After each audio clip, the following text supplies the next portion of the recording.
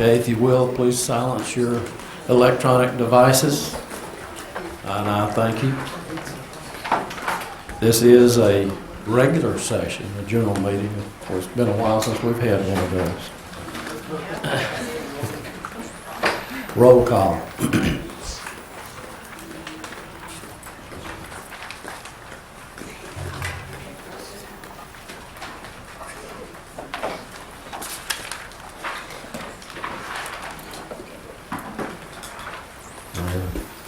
Please show me the vote. I know Ms. Armstrong is here. She's okay. I have a motion for consideration of the minutes. Second. Please wait. Now vote.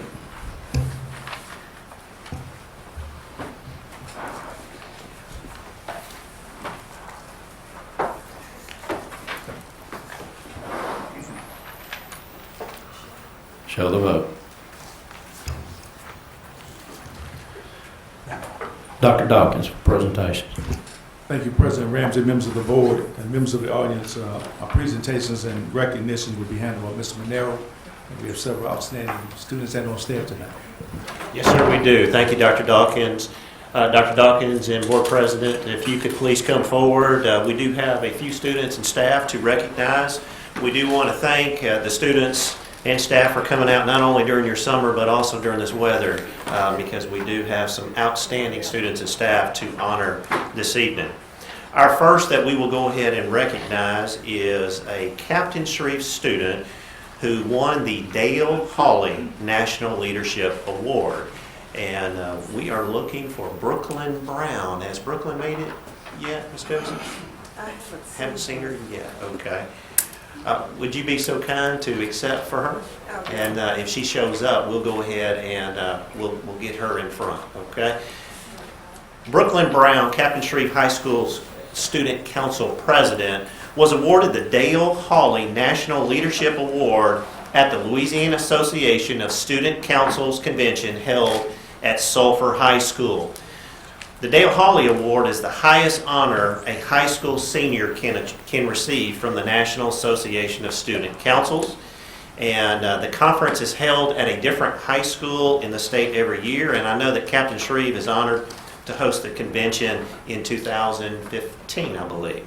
So we've got Ms. Martha Goza as the Student Council representative and faculty sponsor. So we appreciate you for being here. Please give a round of applause for Brooklyn Brown. Next, as you see sitting beside her, is a few other Captain Shreve students. This grouping is the Captain Shreve Student Council wins the 2013 National Gold Council of Excellence Award. So if we would have the Student Council from Captain Shreve representatives to please come forward. For the 6th consecutive year, get that, the 6th consecutive year, Captain Shreve High School has been awarded the National Association of Student Councils National Gold Council of Excellence Award. We've got Shelby Payne that is present. She is the president. We have Legarius Jones as vice president. And I met Allison Waddell, the historian. So we want to congratulate them and the sponsor, Ms. Martha Goza. And to give you a little background, started in 1931, the National Association of Student Councils seeks to provide valuable leadership partnership between students and their school. The Associate Director, Jeff Shrill, said, "This was no small task, and your success in earning the award is a testament to the leadership and support at Captain Shreve and to the value placed on Student Council as an integral part of your school and its educational mission." So I know how proud not only Ms. Goza is, but of course the principal, Dr. Sandra McCullough. Please give this group a round of applause.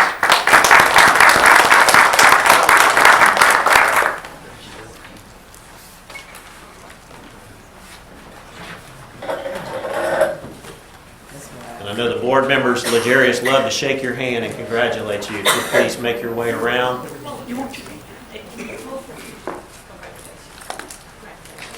Going to staff, Turner Elementary Teacher is KTBS $1,000 one class at a time winner. If Miss Nicole Nelson will please come forward.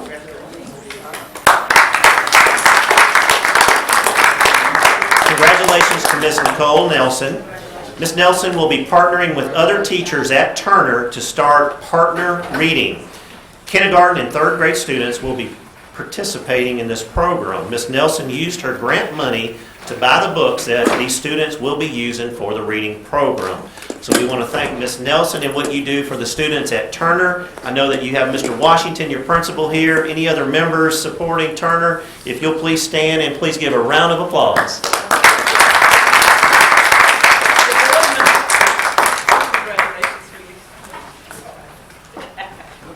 Our next recipient is Pine Grove Elementary School volunteer, invited to the 2012-13 School Volunteers Award Ceremony at the Governor's Mansion in Baton Rouge, Louisiana.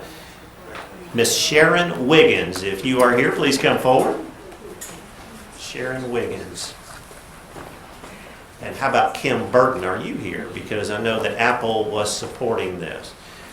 To give you a quick rundown, Miss Wiggins was one of 23 school volunteers in Louisiana chosen by Apple to attend the School Volunteer Award Ceremony.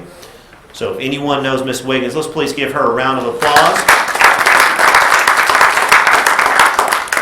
And our last one, I know she is here in the back, North Caddo science teacher awarded the Teach Fellowship. If Karen Merritt will please come forward.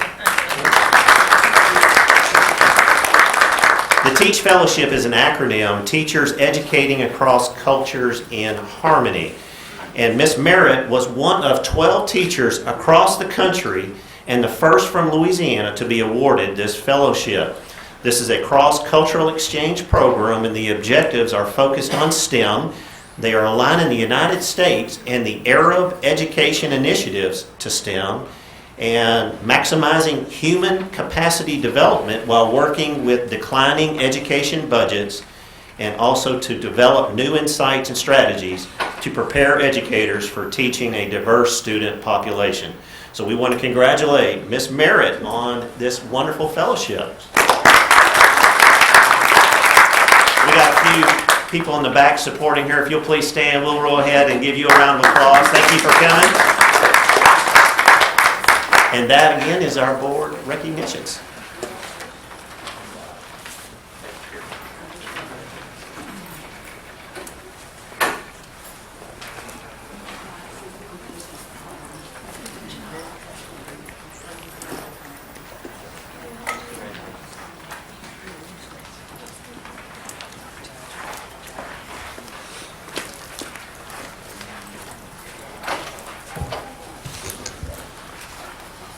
At this time, we'll call a public hearing on the 2013-14 Caddo Parish School Board Consolidated Annual Budget. I have one speaker registered to speak at this time, Ms. Lansdale. And if there are any other speakers when she finishes, if you will raise your hand, you'll have an opportunity. Ms. Lansdale, please state your name and address. Thank you, sir. Thank you. Jackie Lansdale, I'm president of the Red River United, 1726 Line Avenue, Shreveport, Louisiana. President Ramsey, ladies and gentlemen of the board, Dr. Dawkins. Two areas that I want to bring to your attention on the budget. You passed the staffing ratio. One of the elements that you passed where you did a change on the planning time. There are still some issues that are out there that I believe this board needs to be made aware of. We know that there are some schools that still have not been able to accommodate planning every day without the consideration of linking the school day. I know the motion that was passed was very explicit, that there would not be an additional time, and I think that that is in compliance with state law and BESI policy that you cannot extend the school day if you're going to implement the 45 minutes or the 225 minutes per week. And I bring that to the board's attention. I think it's pretty disconcerting that here we are, we're still dealing with these same things. I believe that if anywhere else in the world except public education, that if you created this type of turmoil, of bad information, of inaccurate assumptions, that you would probably lose your job over it. I mean, I think even the President of the United States, that suddenly you would be that person to be standing up there saying you need to spend more time with your family, which is a code word for, I'm going to go home before I get fired. But yet in public education, we continue to allow this to go on and on and on and on. And I think we're going to have a year of suffering due to that. So I want to bring it to your attention that to look for that, if they're anywhere, if people do extend the school day, they don't bring it to our attention, so be it. I'm not looking for things to do. But the fact of the matter is, it only takes one person to bring it to our attention that somewhere that you've extended this school day to accommodate planning for there to be a legal challenge to be brought against this board, which I think is ridiculous for us to get to this point. Look to your administration on that. The other part of that is on the supply money. I believe that I heard the superintendent and board members, and I spoke to the finance director after that about coming together and doing something about the SEEP committee, and it's making sure it met. There's $400,000 there that can be used for supply money at the beginning of the year. I've not heard any conversation about that meeting taking place, and I bring it to the board's attention that you have other districts. Bossier is going to come back with and they have a BBAC check that they give every year, and they're going to get theirs again this year. But yet, if we don't take care of this, teachers are going to come back to school this year and going to be reaching down in those pocketbooks to make sure that children have the supplies and materials that they need. You have the resources. You have the resources. All you need to do is to do the committee to get those resources out there into those classrooms. And I thank you very much for your time.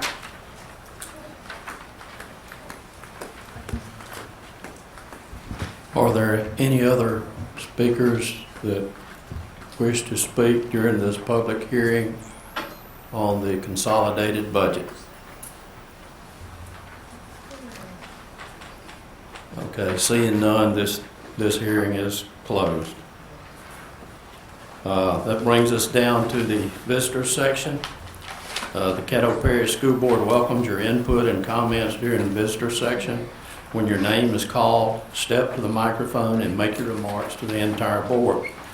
Please limit your comments to no more than 5 minutes. If several visitors are registered to speak on the same issue, the board requests that the groups or individuals consolidate their comments or limit individual comments to 3 minutes. A time clock on the monitor will help you be aware of your time. When the time runs out, your time is up.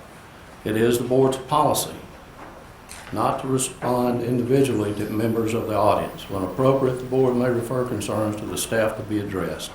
As this is a public meeting, we ask you to refrain from referring to personnel by name or incident. Thank you. Ms. Lansdale, please state your name and address for the record, and you have 5 minutes.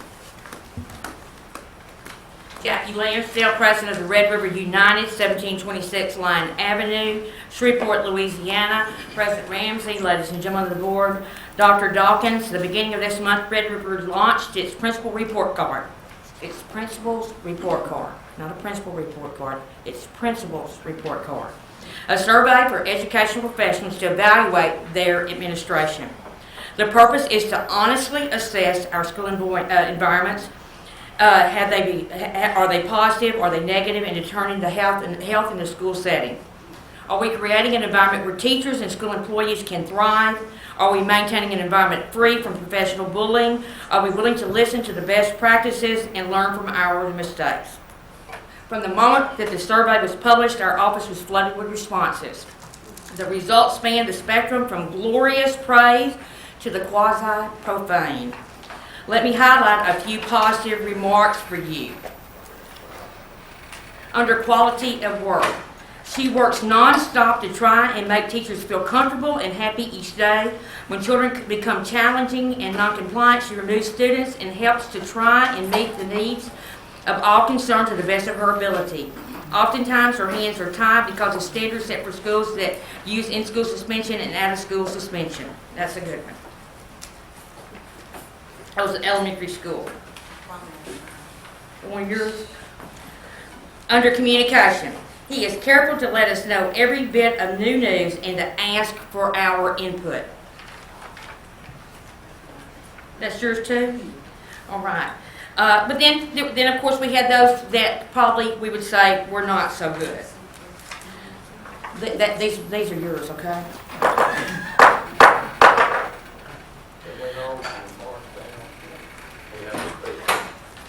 This is a new principle. Under discipline. Discipline procedures are not in place. Discipline policy of the state and parish are not followed. Referrals and suspensions are not noted to keep CAP scores down. Principal does not listen to voices of teachers, suggestions, or ideas. Initiative. Go back to another one. Sorry, that one didn't exactly what I wanted to say.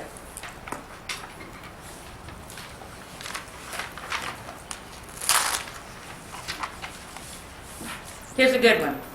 He tries to be ahead of the game and he sees what is coming and gets himself and staff prepared before it gets there. This is especially true of the Common Core and college readiness standards. We have been talking about college readiness standards and using explore and plan results to make educational plans for our students for the last 4 years. A good one.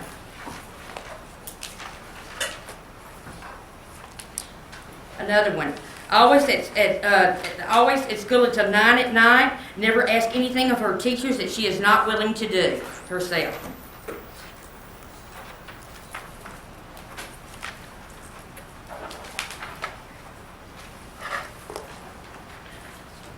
Quality of work. The principal is a bully. She told the whole faculty at a meeting that the new way of evaluating would allow her to get rid of teachers she didn't like. She threatens teachers that she doesn't like while moving them to a grade they don't really want to teach. She has favorites. One teacher has never been moved from her classroom or position, while others that she doesn't like are moved frequently. And I could go on and on. This whole thing is full of just a smattering of different ones, of good ones and bad ones. The main thing I want to say to you is we do have bullies, and sometimes they are our principals. And sometimes the fact of the matter is it makes it very, very difficult to keep good teachers teaching. I know of one school that has nothing but brand new teachers at that school. First, second, and third year. The entire fourth grade is made up of new teachers. That's your leap year, new teachers. Have you ever even looked at that? The principal uses her school as a mill to continually cull teachers. It is a horrible environment. I've literally had teachers from that school tell me that one of their parents told her, you will greet at Walmart before you will continue to teach at this school, and left them a semester and went to Bossier. Truly, we have those schools. The board has to pay attention to that. Act 1 tells you that you have to pay attention to that. When you are putting principals in place, the board should instruct the principal, the superintendent, that superintendent is supposed to meet with those teachers to see what's best for that school. I think you're ignoring that. You need to look at your turnovers. You need to look at the status of the teachers that are there, and you just see whether they are beyond a third-year teacher at your school. And you need to ask them. We ask them. The last thing I'm going to say to you is, we are prepared as an organization to come, and we are prepared to do bullying workshops whenever necessary. All we ask is that you let us do those kinds of things. This is something that we're going to continue to bring to you, and there's some schools out there. I want to make myself perfectly plain that I will not rest. I will not rest until you move those principals from those schools, because they are a harm to the boys and girls in their neighborhood. They are a harm. You are looking the other way. You are looking the other way, and they are harming the boys and girls of that neighborhood. And those children deserve better than that. Billy Wayne.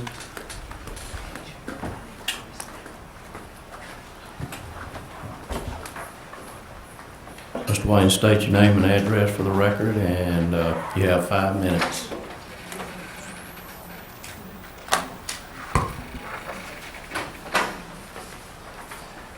Billy Wayne, Executive Director of the Urban Support Agency, 9051 Mansfield Road, Suite E12, Shreveport, Louisiana, 71118. To Board President Ramsey, Dr. Dawkins, and to you, the members of this esteemed board. I am Billy Wayne, Executive Director of the Urban Support Agency. The agency has experienced successful results within this school district over the past several years in regards to academic tutoring and high-caliber enrichment programs for our children. USA has endeavored to be a valuable contributor to Caddo through increasing student performance scores and decreasing student discipline problems. Over the past few years, the district has allowed a continued Title I SES partnership between out-of-district providers and Title I school sites. Such successful endeavors not only allow site leadership options and choice, but exhibits the desire within this district to show community program involvement. With this in mind, the agency respectfully requests a response to 3 questions. 1, as of this date, we have not been informed formally of what the district plans to do in regards to Title I after-school Super Saturday tutoring programs for the upcoming 2013-2014 school year. Secondly, will there be discussions with 2012-2013 Title I providers in regards to those years' program operations at Title I schools? In other words, we just completed a year of operating as a partnership with the district at Title I schools, whereby the administrators chose their providers. What the agency is asking is, are there discussions, or will there be discussions in regards to what were the results of such programming? And lastly, should the district decide to go in another direction for 2013-2014 with these Title I monies, will the reasons as to why be stated? Dr. Dawkins, members of this esteemed board, the agency truly appreciates the opportunities that you have given us to serve students in this parish. We would truly appreciate a written response to these requests.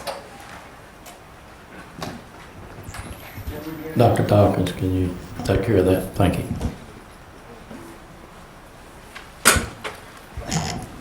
Ms. John Glover, please state your name and address for the record, and you have 5 minutes. Thank you. Good evening, John Glover, 8100 Pines Road, Apartment 3H, Shreveport, Louisiana. On last evening, I attended a forum whereby an issue of mass proportion was discussed pertaining to race relations in Caddo Parish. What was so astounding was that at the top of our concern was our present status relative to education. What held my attention more than anything was to see how race has been an instrument in determining the success and failure of educating every child in Caddo Parish. Oftentimes we find ourselves facing the unknown. Fear sets in, which inhibits us from acting properly, such is the case with our school system. If our school system is to survive the impending devastation that is rapidly approaching, will you not allow someone like me and others to help us regain our footing? We tiptoe through the tulips in hopes that no one will recognize what it is truly that we should be focused on, educating every child here in Caddo Parish, and thus we find ourselves here, deteriorating educational opportunities for inner city students. Why the focus on inner city students? Look at the chart that I shared with you. Who is that is failing? As each of you peruse the chart, what is evident is that every predominantly black school is in jeopardy here in Caddo Parish. Why? Are there not resources or solutions that are being offered to offset such a position? For the last 15 to 20 years, we have witnessed the decline of our educational system here in Caddo Parish, and yet we have brought forth no viable solution to address this concern. Why? We, as has been shared, have instituted program after program, not really allowing for any to manifest accomplishments, but only more failure. If not every child in Caddo Parish warranted equitable resources, educators, administrators, support personnel which will enhance and ensure that every child is truly being afforded an opportunity for success. One should always maintain that a system divided against itself will not stand, and right now that is the persona that Caddo Parish projects. I realize that there are those who have an issue with my continually bringing such an issue to light, but and until this issue is addressed, I am here. We don't have time to look the other way while practices are being engaged that no more ensure success of every child, but ensures continued failure of the mass population of the school system. Collectively, we can be successful, or collectively, we can see the fall of a great system go under. You decide the direction by your actions. Politics makes strange bedfellows, does it not? If you glean nothing from this message, please know it is very important that every effort is expended to bring about our school system. Otherwise, the handwriting is on the wall. Students who are left behind and students who will be left behind. Either case, the future for them is dim. As has been shared with you on numerous occasions, you are the stewards that have been chosen to guide this educational system. Do you know your flock? See, if you don't know your flock, that very flock could be the callous that has set a course for destruction for this system. Know the persons to whom you have been entrusted to oversee. Good leadership is what will ensure success in our school system. Without that leadership, we are doomed. Make sure that you, again, know the flock in which you are made overseers, and then manage accordingly. We are treading in turbulent waters. Guide us safely through it. Thank you.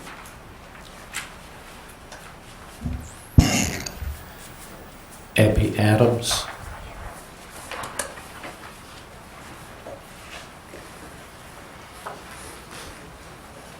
Please state your name and address for the record, and you have 5 minutes. I'm Epi Adams. My address is 2853 Alkay Drive, Shreveport, and 71118. And I wasn't actually going to come and speak to you today, but there was a comment made in the previous meeting earlier this afternoon that really stuck, and I want to tie that into some of the experiences with the stakeholder meetings a couple of weeks ago. The comment was made, where was the community in the stakeholder meetings? Concern with the number of people who possibly attended, 20 to 25 at most of the meetings. Based on the attendance of the community in just your monthly school board meetings, that really shouldn't come as a shock to anybody that those meetings, the stakeholder meetings, were on average about the same.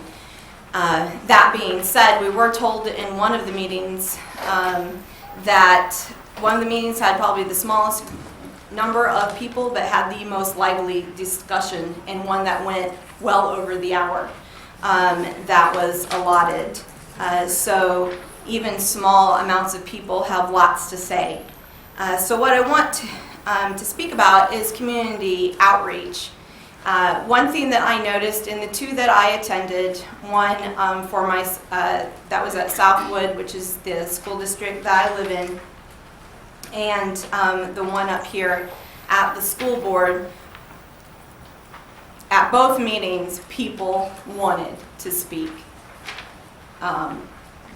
And in both cases, we were hand over fist wanting to say, wanting to talk, really not following the questions so much as we wanted to be heard. People, parents, wanting their thing that had been on their mind for maybe a year or more, just wanted somebody to listen and to hear them.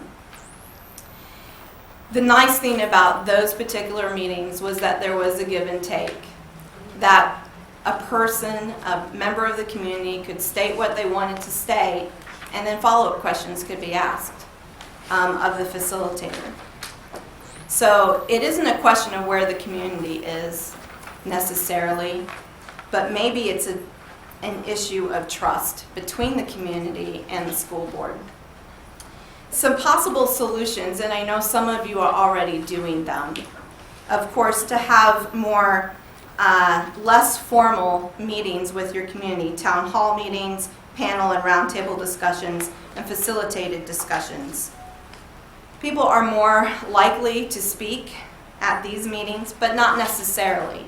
I know for myself, my knees are shaking, and I have a public speaking background. I don't like speaking in front of the 12 of you very much. I'd much rather do it one-on-one. And so would other people as well. So provide those informal, impromptu meetings. Get out into the schools. I'm not talking about the publicity opportunities. I'm talking about just getting out into the schools. Take some time and volunteer. Volunteer to read to a class of 4th graders, to teach a kindergarten class the all-important task of knowing how to tie your shoes. Work one-on-one with a high school or a middle school student with math or social studies. Attend a middle school band concert or a football game, baseball game. Attend meetings where the community is going to be at. Not to toot my own horn, but a district PTA meeting, or even the PTA meetings at your local schools.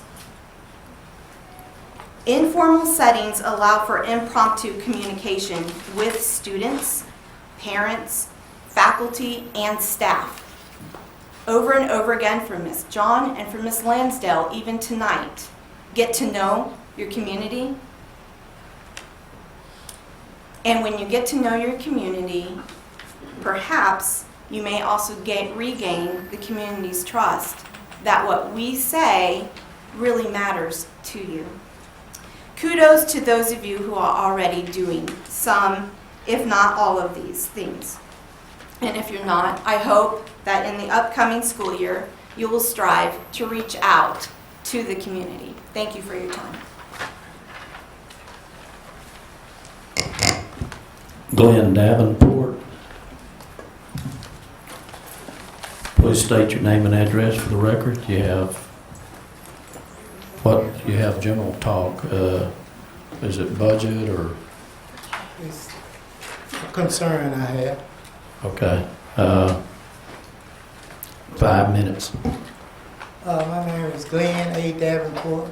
I reside at 2921 Jonathan Line. Good evening to all. I just have a brief statement to read. I am not sure how one should begin a conversation with this board. Should I be leery of my reaction, of your reaction, or do I look to you to bring a resolution to the issues that plague me in my current working condition? Working conditions are ridiculous where I work. Management seems to have forgotten their role to encourage and ensure that every employee is treated fairly. That again is the case where I work.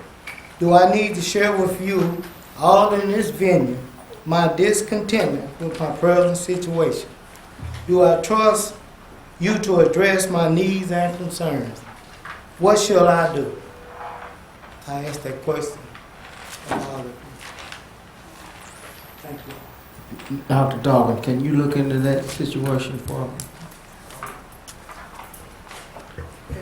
Can we add to that? I'd like to know and have a report back on what it is and what happens, if anything. Yes. Okay, that brings us down there. Just to make sure, I have no other cards. Is there anyone else that needs to address the board? Thank you. That brings us down to establishing the agenda and proposed consent agenda. Dr. Dawkins. Thank you, Mr. Ramsey. I'll start at 6.01, personnel recommendations. We don't have any tonight. We'll have some for you when we complete them in the next week or so. And Mr. Ramsey and I have talked about a special meeting to take care of that. Personnel transactions, under consent, purchasing. 8.01 is appointment of official journal. 8.02, long-term use of Caddo Parish School Board facilities. 8.03, request for the use of buses. 8.04, rename Southwood High School Gymnasium for Coach Steve McDowell. 8.05, Caddo Parish School Board policy compliance to Act 624. 8.06, resolution to adopt the 2013-14 consolidated annual budget. 8.07, proposed oil, gas, and mineral lease. 8.08, authorization of lease Hamilton Terrace School property. 8.09, authorization to piggyback on Bossier Parish School Board's RFP for school bus recording systems. 8.10, the July board meeting date.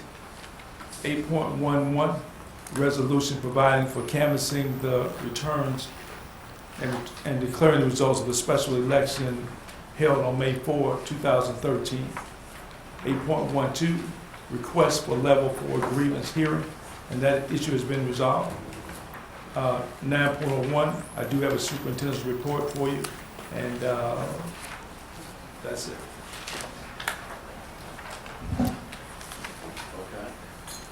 Okay, we'll go back and pass the consent items.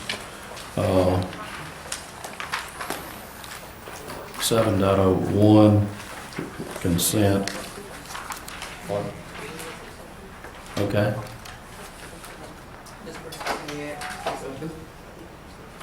Yeah, To consent, 602. yeah, you can add. Yeah, that's what we're gonna do now. Okay, okay. You, 7. I'm gonna try to add everything. And then y'all tell me. 7.01. 8.01. 8.01. No. Okay. 8.02. 8.03 consent. 8.04 is consent. 8.05 consent. Please remove 805. I have a couple of questions. I wasn't here at that board meeting. No.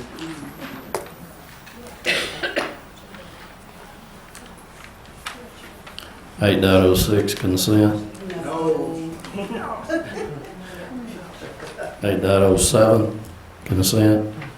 8.08 consent. 8.09 consent.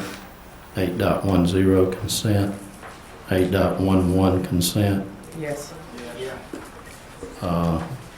And that's it. Okay. Now, let me just run back through them quickly. Everything I read is on consent. 7.01, 8.02, 8.03, 8.04, 8.07, 8.08, 8.09, and 8.10, and 8.11. 602. 8.02? Oh, 602? Okay, yeah, 602. That's right, 601 we didn't have anything on, so we can't add it. Okay, 602, and you know the rest of them. Okay. We'll have a motion. Move to approve the agenda and the proposed consent agenda. Second. I have a motion and a second. Please vote.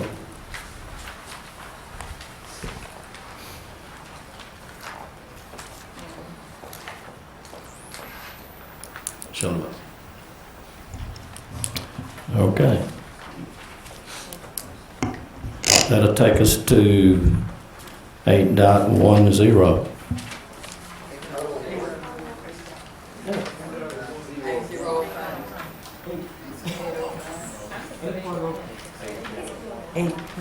Eight.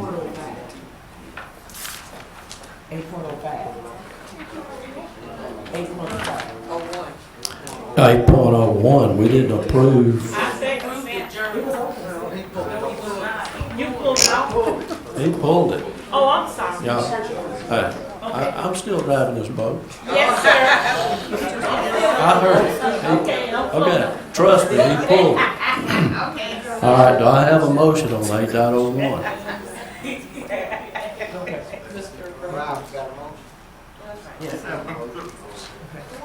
Move to approve the Times as the newspaper for the Caddo Parish School Board. Okay, I have a motion and a second. Mr. Rochelle. No comment. Okay. And there's no one on the board. No discussion, no one on the board. Okay, let's set up the vote. Please vote.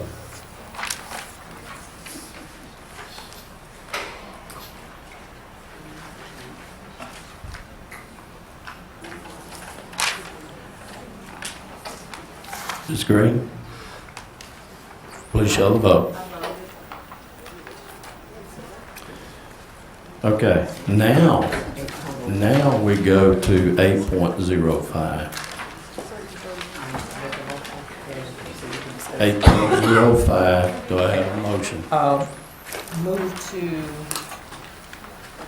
Move to approve a Caddo Parish School Board policy whereby Caddo is in compliance with Act 624 relative to administering auto-injectable epinephrines. Okay, I have a motion and a second. No, sir. Please. Okay, Mr. Rochelle. Thank you, Mr. President. Along with this policy and this act, is there a permission slip that is signed and a release form that is signed by the parent or guardian? Dr. Dawkins. I'm looking for Mr. Gibbons, but my understanding is a state requirement. I don't know the details of that, but I'm sure that parents will be informed if there's any medical medicine given. Ms. Excuse me, if we're talking about EpiPens, superintendent, members of the board, there is a pre-authorization from parents to use this when it is necessary, and we never make use without making contact with parents so that they know, or they give permission again so that it's administered. Okay, I guess I just want to be real careful because there's a lot of attorneys that just will feed on opportunities given. So there's a pre-authorization that they give. Now, does the state act require us to do it regardless of whether or not that we have the authorization or not? The act itself is basically one that if the parent makes the staff at the school aware that their child has an allergy or something like that, that actually if you act in good faith, you are allowed to provide the injection. Okay, so basically what it amounts to is that if you, I understand what Dr. Robinson is saying, but basically what they did was is say you can have a medical emergency chest that has epinephrine in it. If someone gets stung by a bee, if you're a nurse in good faith believe that you actually have an anaphylactic reaction to it, they are authorized to use it, regardless of any permission slips or any of that. And basically you're going to end up with the good faith, Good Samaritan rule that you've got a nurse acting because in her professional belief the person was having an anaphylactic reaction. So the answer is sort of yes, in that it's great to have a permission slip for someone who is actually under it, but if you look in the second part of that, it allows the pharmacy to prescribe it to the school, not based on a person, which means that they can just keep it inside the school nurses area, whatever, that it can be used if they see it happening. So that you don't really have to have that authorization there for the particular child. Okay, so now we'll be at our own risk, I can tell you that, and you'll have to say that the nurse, based on, it's got to be a trained person. It can't be just anyone. It's got to be someone who knows what they're doing that would do this. Okay, now would we be liable if we didn't? Well, I would say that if you don't follow the statute, then yes. So if you don't have it available, then you got a potential that someone will say that you don't have it available. But see, the intent behind the statute also is to have parents come in and tell you they've got a child that's subject to certain type of interactions too, and therefore to give an opportunity so that you can go and get a prescription filled. So I'm not so sure that the statute is going to impose a duty to have it at every particular school. Okay. It just says you may get it prescribed to have it in a drug cabinet. Okay, so It's kind of wild the way they did it. Yeah, so if we don't have it in the cabinet, it reminds me of some other legislation when somebody used the word may and shall, is if it says may, well then we're not responsible for actually having it. Well, we've got the same issue, so I'm glad you bring it up, because we have the same issue associated with these defibrillators, where the legislature has basically said that where you have sports, that you have to have one at a school, okay, if funding is available. And where would you keep it? Okay, so in the gym, out on the track field, out in the football field. It's kind of a wild thing, but it doesn't, I think that it will be some difficult litigation for someone to prove that just because you didn't have it, that they could litigate against you. But we always say that if you can pay the filing fee, you can be sued. So we just would end up having to defend it. But in this case, we've got a law that says we have to have this on as a part of our policy, and actually we have to put it in our blue book. Yes, So it even says that. So to let the parents know. So I think we're kind of stuck between a rock and a hard place that we've got to have this policy. Okay, well, that muddy water, I think, is muddier now than what I thought it was to begin with. That was all I had. Thank you. Please prepare to vote. Vote.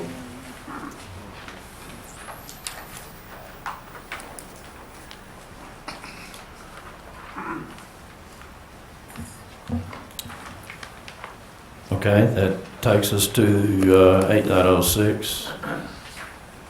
Motion to adopt the budget.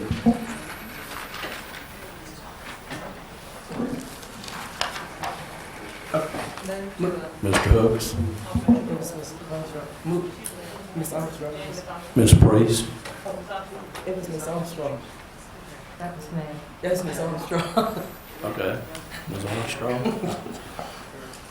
Move to adopt the 2013-14 consolidated annual budget. Second. I have a motion and a second. Ms. Armstrong, No discussion. I did a second. Ms. Priest, No discussion. Mr. Hooks, Thank you, President Ramsey. I can't support this for the mere reason of looking at two things. One is special ed. Too many people being laid off in too many positions are being cut in special ed. And I'm very concerned about being out of compliance. And another situation is where the classes, you will have more students in these classes. And I think Mr. Lee said in one meeting that they wouldn't have any more than 28 or 29. And in the same meeting, a lady got up and said, a teacher got up and stated that she had 31 in her classroom. So if she has 31, and if we are eliminating these positions, I'm quite sure we're going to have well over 31 students. So I can't support this.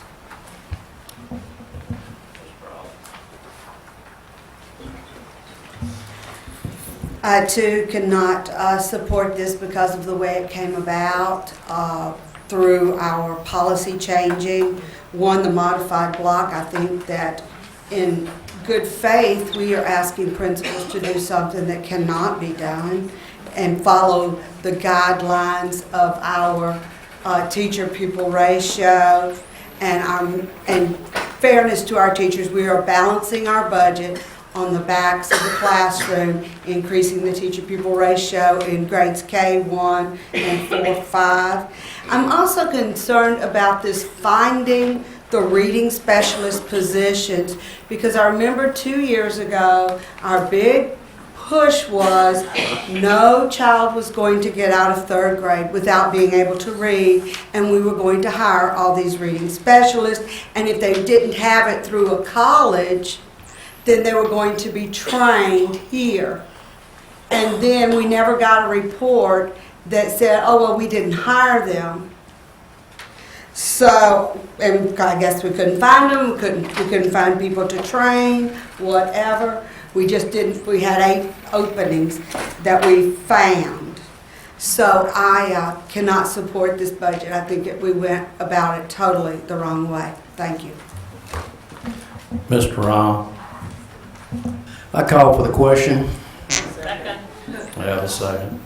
Okay, the vote will be to call for the question on the motion that's on the floor. Please vote now.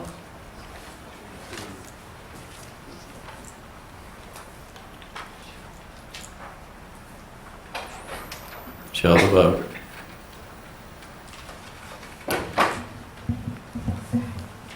All right. Let's vote for the motion.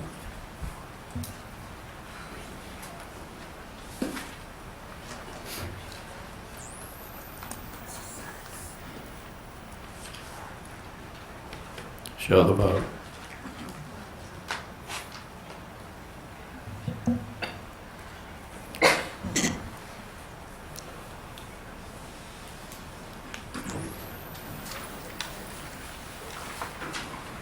That brings us down to 9.01, Superintendent's Report, update on target schools. Thank you, President Ramsey and members of the board. I'm passing around to you a packet, and you can read it at your leisure. I want to take you through it quickly. While Mr. Monero sets up, I want to update you tonight. I want to update you tonight regarding it's on, yeah. I want to update you tonight regarding the AUS High School academic achievements. You need one more? Sorry. Did you get it? I gave you one left. Oh, you need one more? Get one.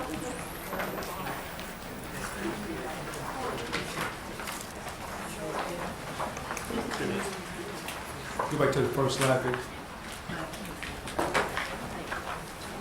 Let me update you tonight on regarding our AUS high schools academic achievement in that area, our financial condition, and some history associated with that. I want to also give you our academic action plan for 2013-14 that was developed by Ms. Turner and her team, the instructional team, prior to her departure, and in collaboration with Dr. Laster and her network team from the Department of Education.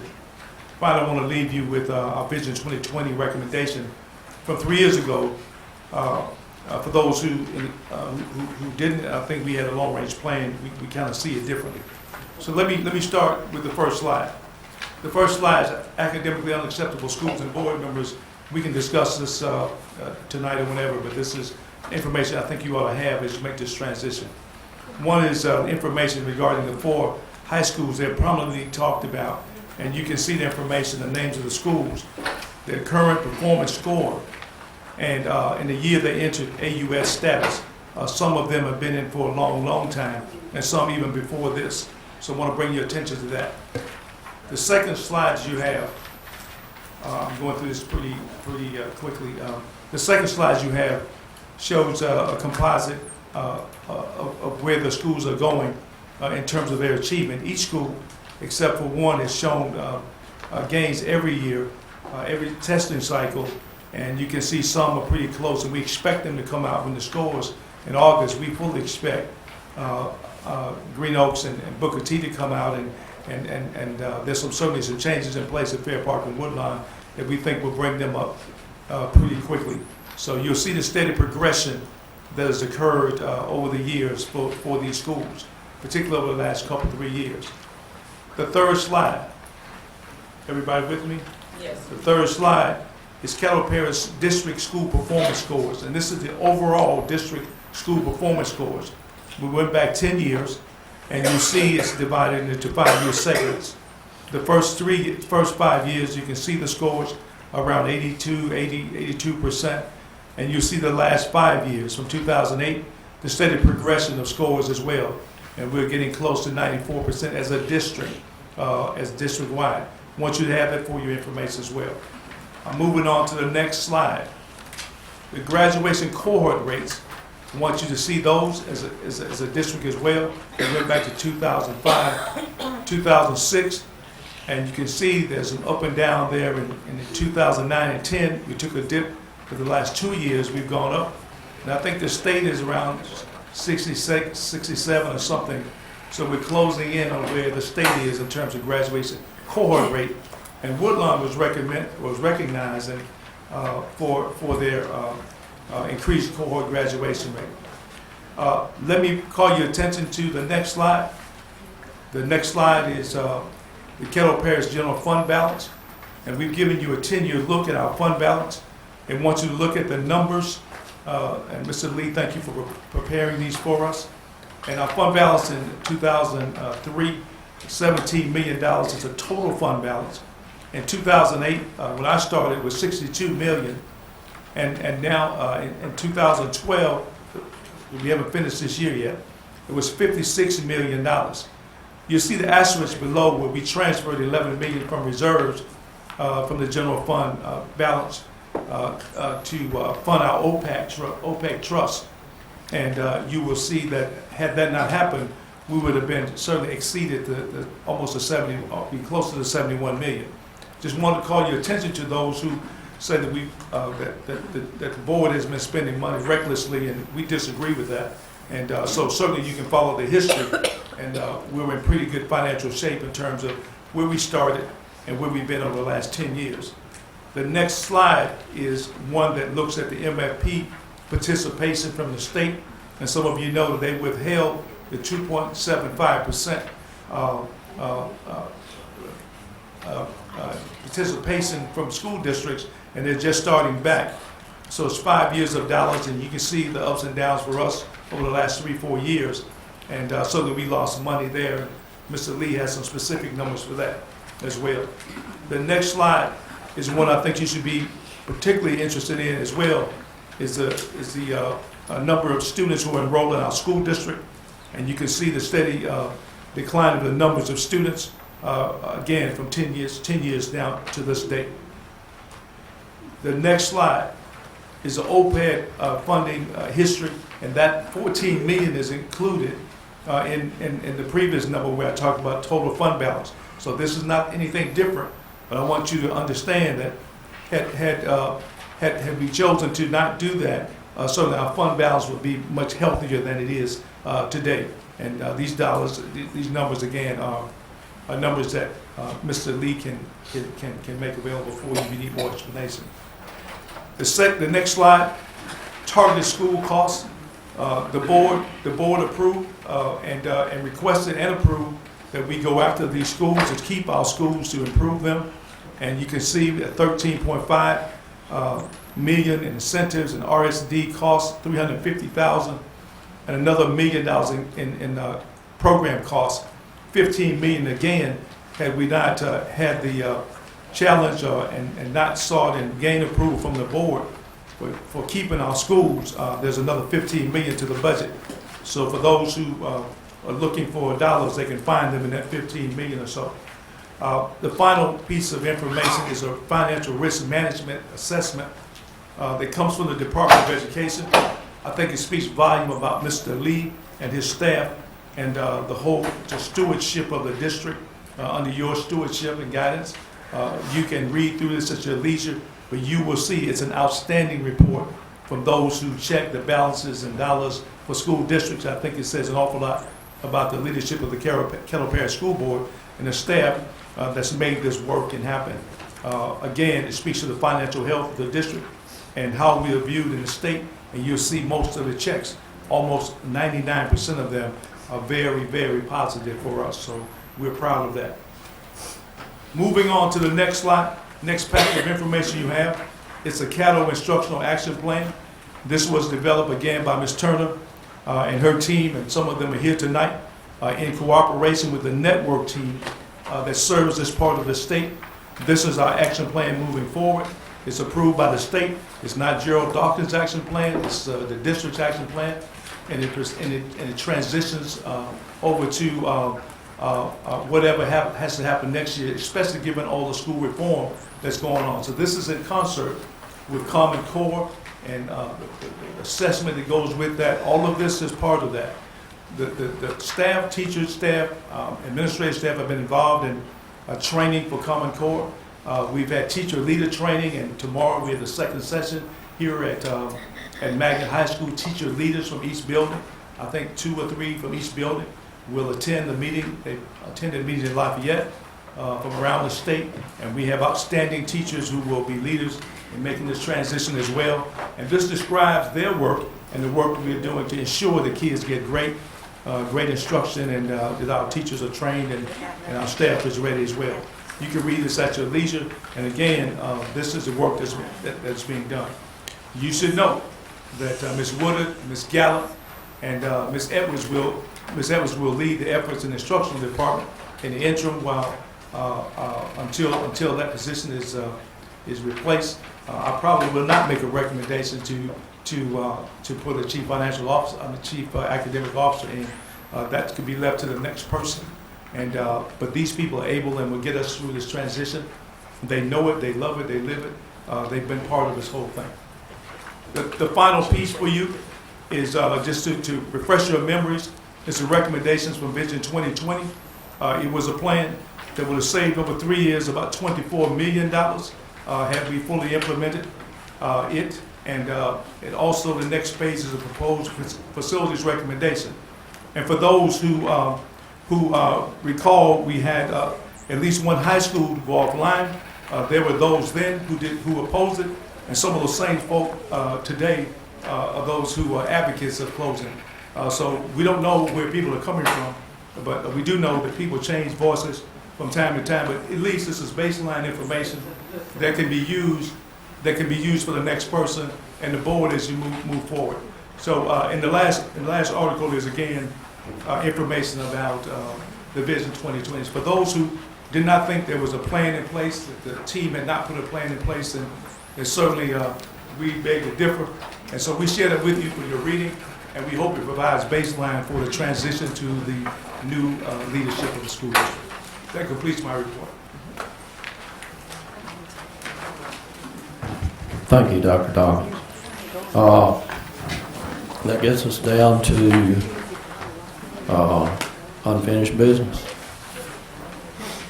Mr. Priest, I'm sorry. Thank you, President Ramsey. Thank you, Dr. Dawkins, for the in-depth report. I was not going to sit here and let it fall on deaf ears, because it does give us a picture, and it's a factual picture. It's not any numbers that's just drawn up that somebody's throwing at you. Complies from the staff as well as the state of the condition of this district, and I think it gives us a good snapshot of where we are. It does show that Caddo Parish School District did have a strategic plan.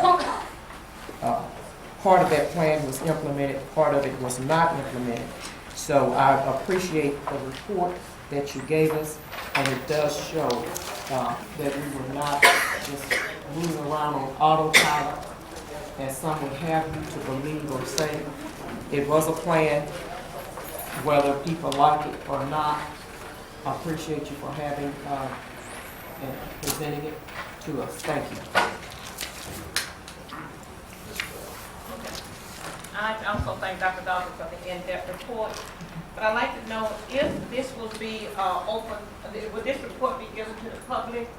Because, I mean, that's where most of we get our naysayers and stuff. But will this be given to the, some of them say they don't understand will this report be given to Dr. Dawkins, We will open to the public? we will post this information online, Okay. and again, we'll post it online. Okay, that's why I like, because I know just us reading it, and I know they're going to slide, but I think the public need to see this also. Thank you so much, Dr. Dawkins. Mr. Mel. Thank you, Mr. President. We received the information on this from the advisory committee. This is our first time seeing a complete list. It seems to be totally, the makeup of this committee doesn't represent this district at all. I would like you to look at it to tell me what happened to some of the names that we submitted. I'd appreciate knowing that. Sure.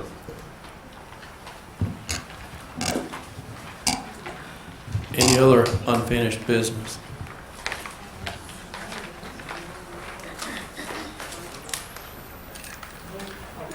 New business? Announcements and requests. I do. Mr. Rochelle. Thank you, Mr. President. I got information this week, and I'd kind of like to get a report on it, an explanation of how in the world we had an ad in the Money Saver newspaper for advertising for superintendent. I'd like to get an explanation from McPherson Jacobson on how that happened. Money Saver newspaper.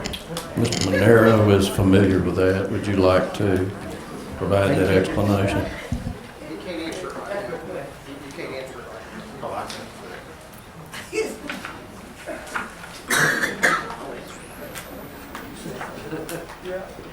Okay. Mr. Hooks. Yes, thank you, President Ramsey. It's not an announcement. It's more of a request. It's the same request I've been requesting since May, and I have not received my answer, my response, and I would like to know why. Everybody else I've seen get responses, but I haven't. And reading what my attorney gave me, willful neglect of duty.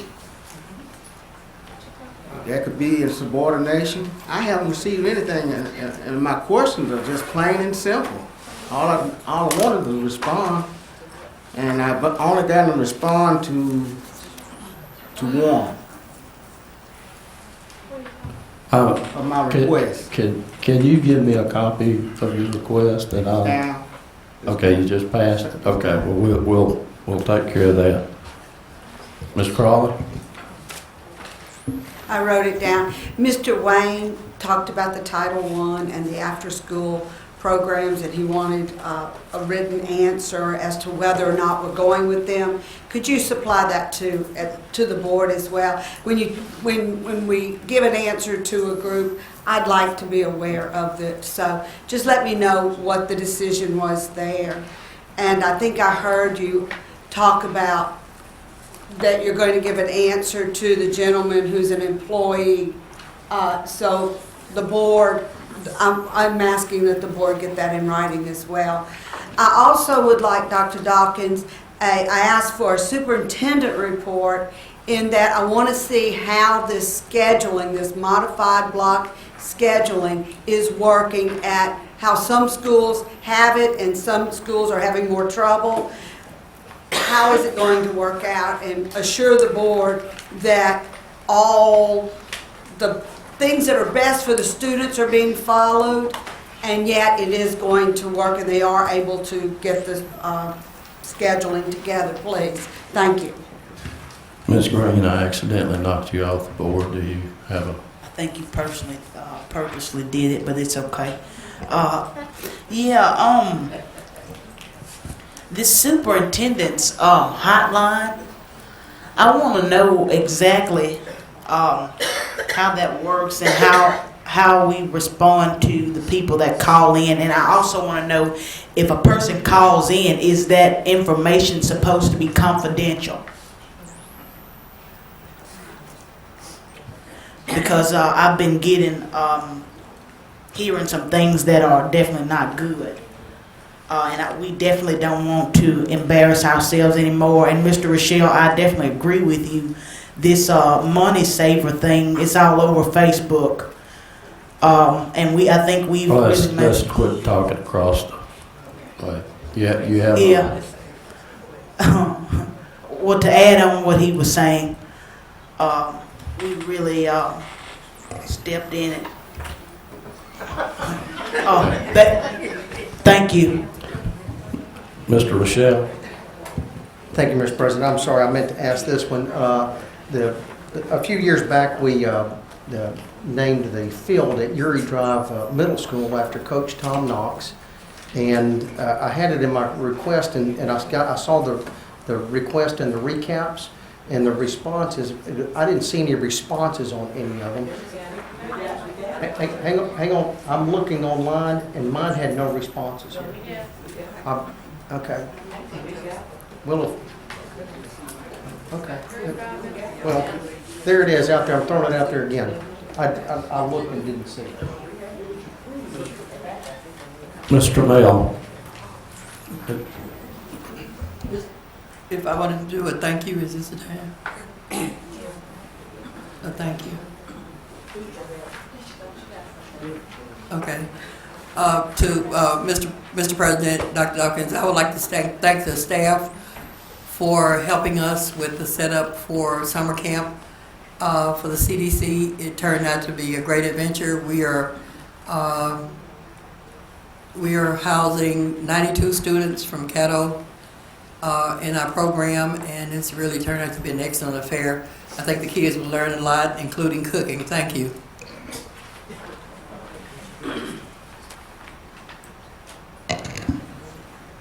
Move to join. Please vote.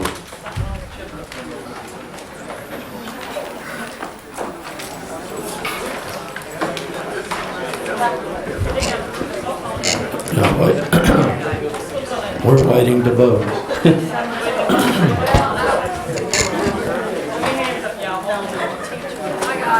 Okay.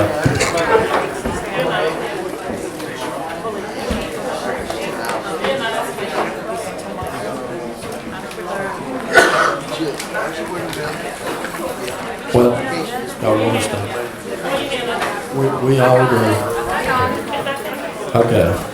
It's unanimous. Thank you.